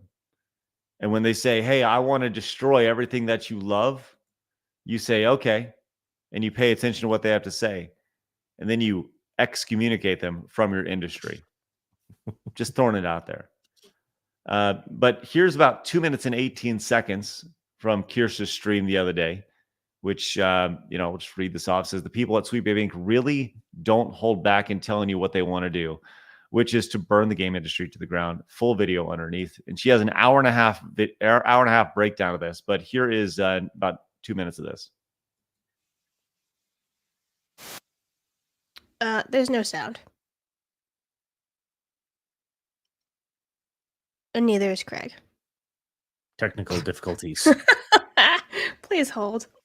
Sorry, I muted myself whenever I was supposed to go live, but there we go. Here, let's try this again. If you're going into a game trying to make it more representational content instead of just making a good game first and foremost, your game is not going to be good. Like, I genuinely don't understand this mindset, right? Like, I mean, I do, right? Because their most important thing is pushing their cultural revolution, even though they're going to lie to you and call you crazy for pointing it out. Blazing Saddles is extremely aware. So this is, and I think Kirsha nails it right there. And Kirsha's been doing some phenomenal work on DEI and the now it's Bridge, and she has been on it since this whole thing. Kirsha is. I look forward to talking to her tomorrow when we have this. So, but here is this next part is about their favorite film. This person's favorite film. This Sweet Baby Inc. employee here, Cameron Wild. Let's see why it's their favorite film. And just the bullet points is Blazing Saddles is extremely aware of social inequity and finds its humor in that darkness. Brooks made sure that the jokes came at the expense of whiteness and chipped away at the absurd social hierarchy. It isn't respectful. It's offensive, sure, but it offends the right people mostly. Who did say Blazing Saddles offend? I always thought it was fucking hilarious. You ever seen Blazing Saddles, Arch? No? Nope. Oh my God. It's phenomenal. It is a great film, and it pokes fun at racism across the way, the whole thing. It's great, but let's see what this person has to say about it. Saddles is extremely aware of social inequity and finds humor in that darkness. Brooks made sure the jokes came at the expense of whiteness and chipped away at an absurd social hierarchy. It isn't respectful, it's offensive, but it offends the right people. I think that last sentence is very telling. You're allowed to be offensive as long as it's towards the right people. The final piece, maybe the biggest failing of Django Unchained as a genre film, is power. And I'll get to the lesson early because good genre must consider its relationship to power. That is true of horror, science fiction. Tarantino hasn't earned the right to laugh. Earned the right to laugh. What the actual fuck am I reading? These people are lunatics. Genre is incompatible with the death of the author. In Tarantino's case, the man seems to thrive on people hating him, and so I don't hate him. But I do think his work needs to be critiqued out of existence, and that he's... Wow. His work needs to be critiqued out of existence, Arch. And you can see Kirsch's response here coming, but let's get your thoughts on that first. The idea of critiquing somebody's work out of existence, Arch. Well, this is, as you mentioned already, the death of the author. Now, the death of the author is a very interesting thing on the left because they will apply the author's intent to things so long as it backs up their worldview. This is why Starship Troopers is fascist, because Heinlein said it was, regardless of what's actually in the film. They will also reject the death of the author the moment that an interpretation that goes against the author's wishes is more favorable to the left wing. It's all about power. As we talked about earlier with the moral foundations, they simply do not recognize the majority of the conservatives' moral points of views as relevant at all. And thus, they have no problem rejecting them because they are bad. So Tarantino here has done something that is bad. And so via critique, basically by redefining and claiming his work, they can critique him out of existence by saying, no. What he actually meant is this thing. This thing is pro-left. And that way you can remove Tarantino's vision and his presented worldview and replace it with one more favorable to yourself. So you don't need to actually reject the movie, you just claim it. And this is something the left has been doing for ages, where there's countless videos claim like this is left wing, that is left wing, like this video is left wing, etc. That was how they managed to take over so much culture, because they managed to convince even things like Star Wars that Star Wars and Star Trek are all left wing. And so when they come into Disney boardrooms, they simply say, well, we're creating a Star Wars story because we've defined Star Wars in these ways. You know, Ian came in with this, and he says that breakdown of Blazing Saddles is exactly why these humorless progressives cannot be allowed to police comedy. They literally don't understand it. Yes, exactly. Man.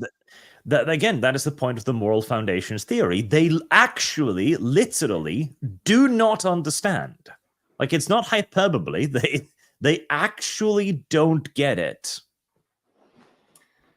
Well, let's see what Kirsche has to say about this. The idea of critiquing Tarantino and his work out of his existence. Give it up for Ian, everybody, once again, with that massive 50. Blabs, do we have any boobs for Ian? We do. I didn't want to play it when you were talking. Here we Fire go, away. boobies. There, oh, look at that, everybody. Look at that. Thumbs up for that, everybody in the chat. Mm-hmm. That's right. There you go. Good stuff. Congratulations, Ian. Way to go with that. Congratulations right there. All right. Let's see what Kirsche had to say right here. I don't hate him. I just think his work needs to be critiqued out of existence.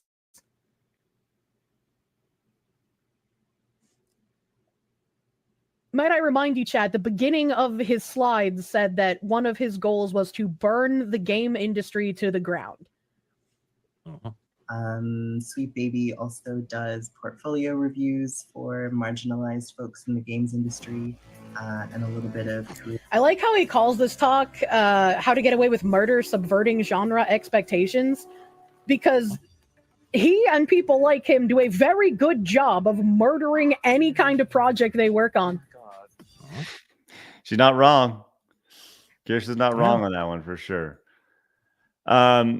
So this is a full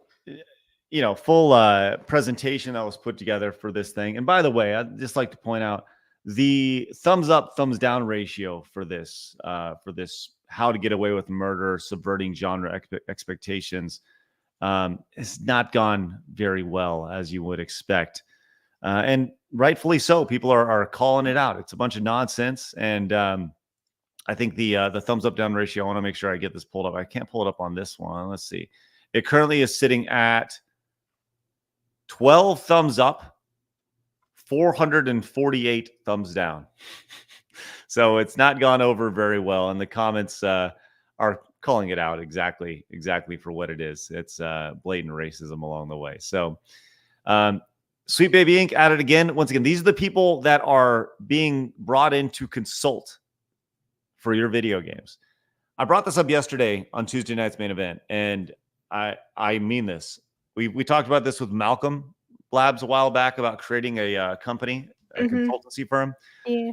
We've also talked about the idea of toxic positivity in video games, the inability for people to say no and management to say no to their staff.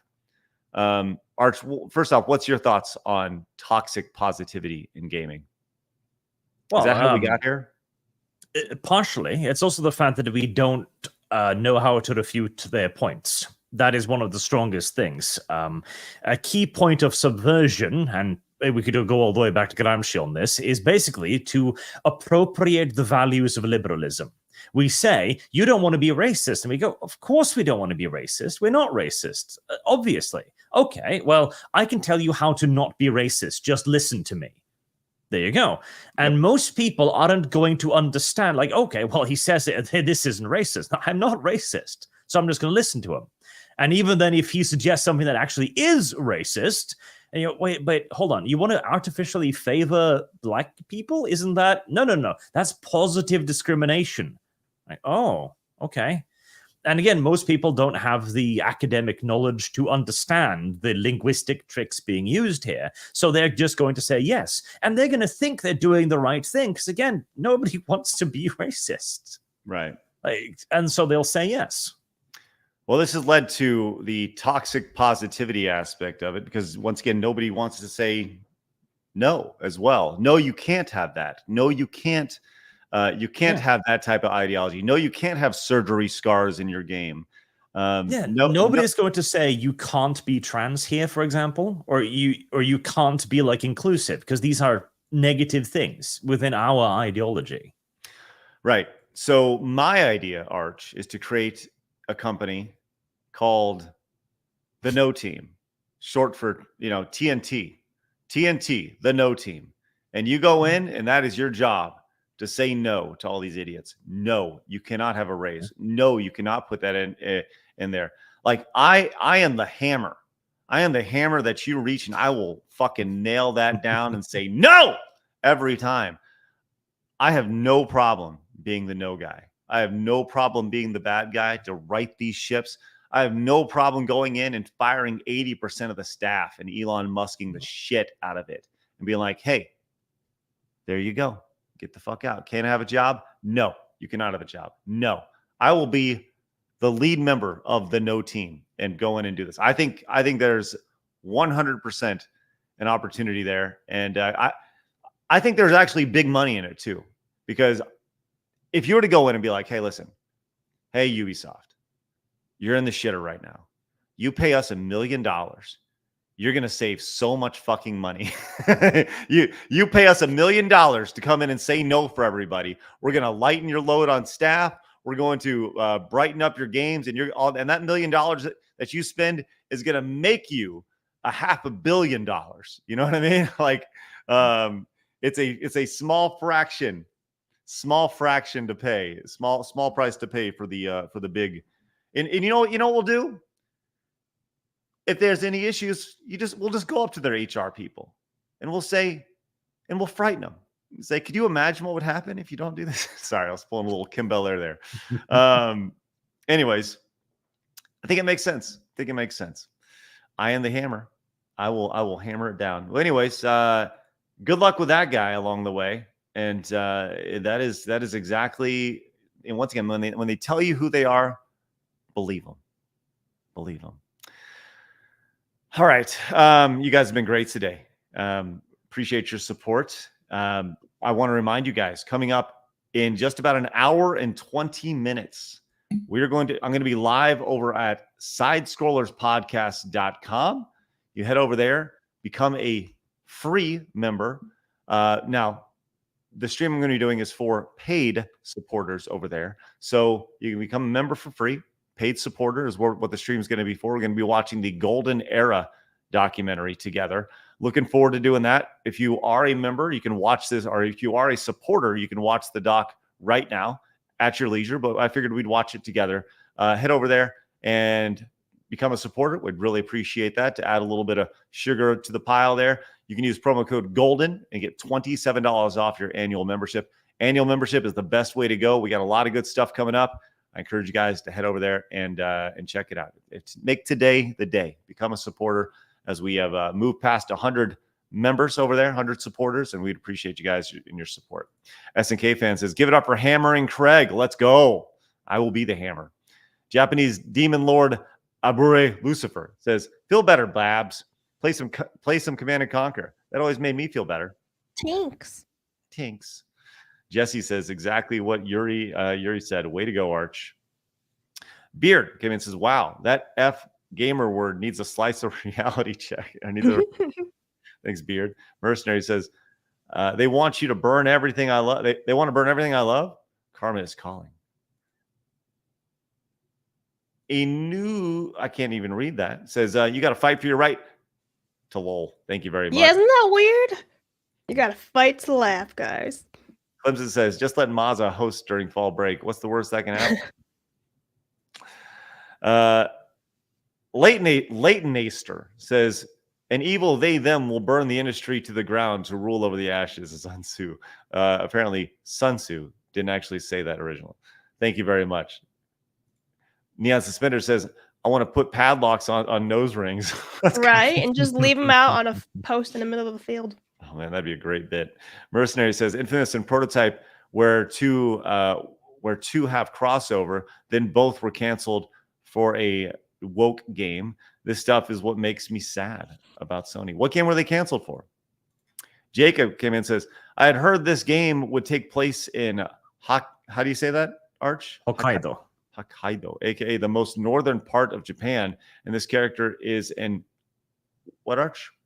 Ainu, the equivalent of a native. Thank you, Jacob. Appreciate that. I'm sure we'll get more information about the game as we go.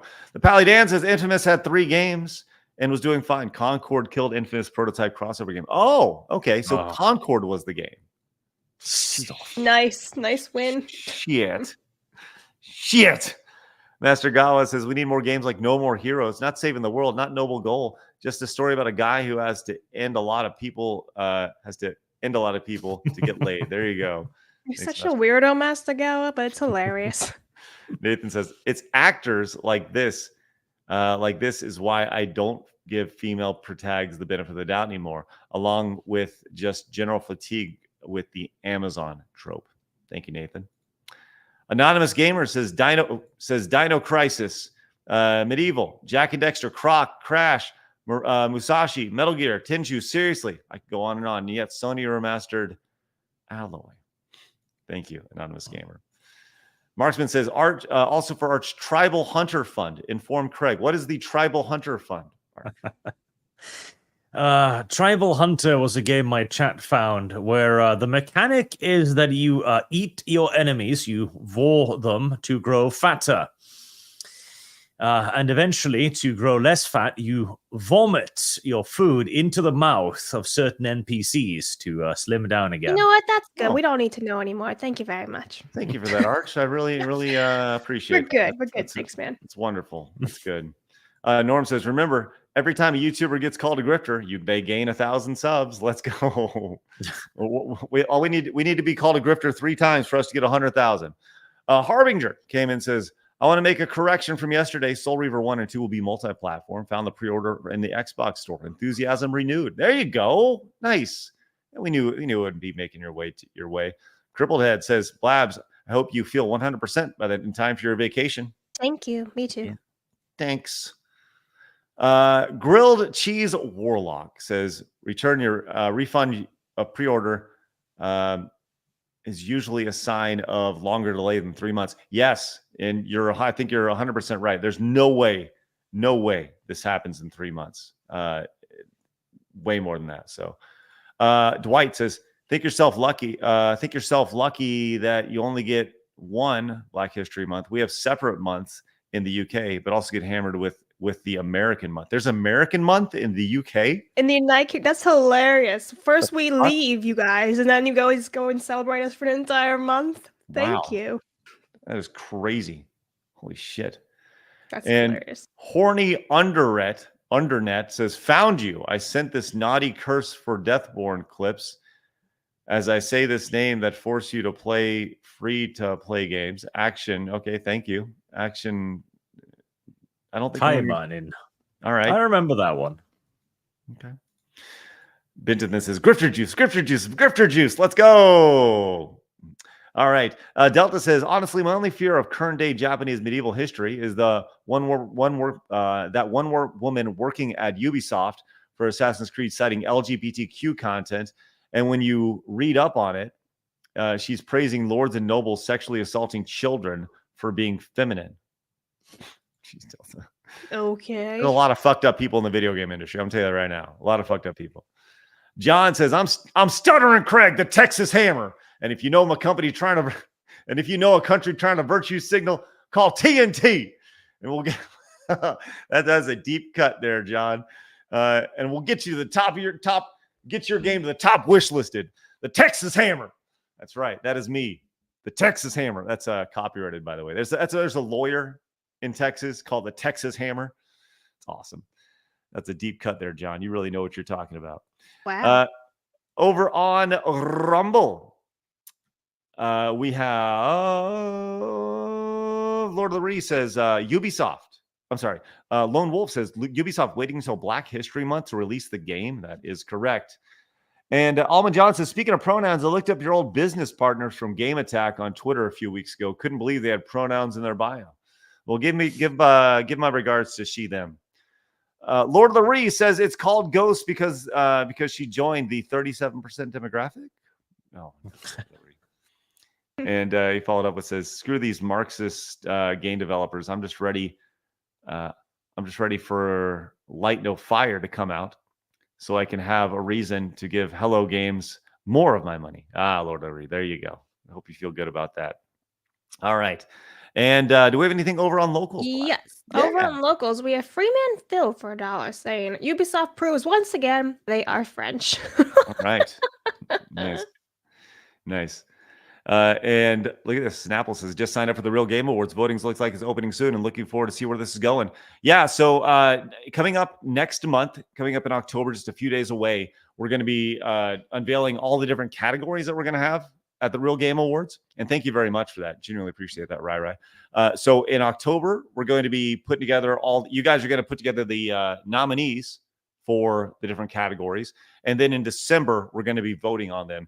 The award show will be most likely in January. So we're looking to lock that down very soon. I'm pretty sure we have a date for January as well. So Nippo says, you can't even imagine how much Dubstep's Island stuck up to the US. They celebrate their holidays and yours too. Dubstep Island. I don't even know what that is. Thank you, Nippo. Appreciate that. Soul Silver says, holidays be nothing if it happened every day. Appreciate that. All right. Anything else, Blabs? No. Okay. Sounds good. All right. One last reminder. Once again, open up a new tab. Go to sidescrollerspodcast.com. That will send you to our locals page. We're going to treat that as our home base. You will find it. It'll look just like this when you go over there. Head over there and join us. Go up here. Go to become a member. It is free to do so. We're going to be doing a supporter-only stream here in just a little bit. If you'd like to become a supporter, once again, use promo code GOLDEN. Get $27 off your annual membership. All right. By the way, that promo code will expire at the end of the month. So make sure you take advantage of it now. Excuse me. So head over there, and we look forward to seeing you guys there at 2 o'clock in about an hour and 10 minutes. We're going to be watching the Golden Era podcast. Arch, please tell everybody where they can find you, my friend. Over on the Archcast on YouTube. Go check out the latest video on why Warhammer 40k is intrinsically right-wing. It's a very good video, in my opinion. I liked it's a 10 out of 10. Not an IGN 7 out of 10. That's a 10 out of 10 right there. Absolutely.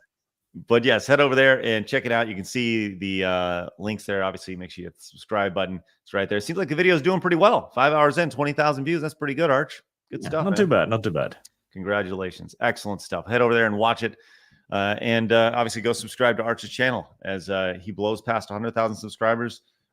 This is all passe for Arch over here. He knows the feeling you get to 100,000 subscribers. He's like, yeah, just another channel. Yeah, it was the second time. Yeah. Good for you. All right, guys, have a great rest of your day. I'll see you guys over at sidescrollerspodcast.com in just a little bit. With that said, we'll see you guys tomorrow when Kirsha joins the show for the first time in a while. Looking forward to seeing her there. A quick reminder, we are out on winter, or I guess fall break next week to start October. Then we're back at it again the following week, coming back Monday through Friday at 11 a.m. Central Time. As always, with that said, have a great rest of your day. And remember, people are going to try to keep you down. Don't let them. You guys got a goal. Go get it. Have a great rest of your day, guys. See you guys.